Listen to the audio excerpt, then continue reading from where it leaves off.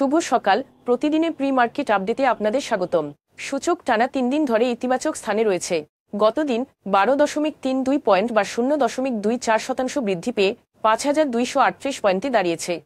বাজারের লেনদেনের পরিমাণ ছিল 477 কোটি টাকা, যা আগের দিনের তুলনায় 7.02% কম।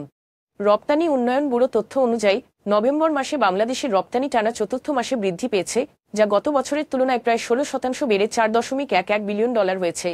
আগের মাস থেকে বিলম্বিত শিপমেন্ট, বিশ্বব্যাপী অর্থনৈতিক স্থিতিশীলতা ফিরে আসায় অর্ডার বৃদ্ধি এবং ক্রিসমাসকে ঘিরে কেনাকাটার কারণে এই ফলাফল।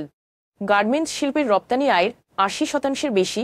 এছাড়াও মাসে চালানোর মূল্যে গত বছরের তুলনায় 16% বৃদ্ধি পেয়েছে।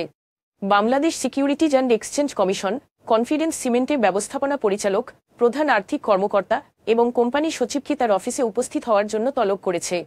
এই পদক্ষেপ নেওয়ার মূল কারণ বার্ষিক সাধারণ সভার পরে নির্ধারিত 30 দিনের মধ্যে 2023-24 অর্থবছরের জন্য 10% লভ্যাংশ বিতরণে কোম্পানির ব্যর্থতা, যার ফলে ঢাকা স্টক এক্সচেঞ্জ এটিকে জেড ক্যাটাগরিতে পুনরায় অবনমন করেছে। বাংলাদেশে 60 গ্রেডের হালকা ইস্পাত রডের দাম টন প্রতি 85,000 টাকায় নেমে এসেছে, যা গত মাসে 93,000 টাকা ছিল। সে তুলনায় 7% হ্রাস পেয়েছে এবং গত বছরের তুলনায় 12%, যা সেপ্টেম্বরে 99,500 টাকা থেকে কমেছে। পতনের কারণ নির্মাণ সামগ্রীর কম চাহিদা, বিশেষ করে 5ই অগাস্ট রাজনৈতিক পরিবর্তনের পর থেকে সরকারি খাতে এর ব্যবহার শূন্যের কাছাকাছি। অবকাঠামো প্রকল্পগুলি আগের মতো প্রবৃদ্ধি প্রত্যাশা সত্ত্বেও দেশে ইস্পাতের ব্যবহার গত বছর ধরে হ্রাস পাচ্ছে।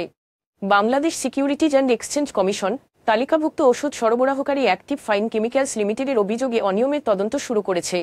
বিএসইসির অতিরিক্ত পরিচালক মোহাম্মদ আল মাসুম মৃধার নেতৃত্বে 3 সদস্যের একটি কমিটি 60 দিনের মধ্যে ফলাফলের প্রতিবেদন দেবে। কোম্পানিটি আর্থিক পতনের পাশাপাশি অপর্যাপ্ত স্পন্সর পরিচালক শেয়ার হোল্ডিং, নিরীক্ষার যোগ্যতা, প্রকাশে ব্যর্থতা এবং শেয়ার হোল্ডারদের নিয়ে মিটিং না করা সহ রেগুলেটরি নন কমপ্লায়েন্সের এর অভিযোগের মুখোমুখি।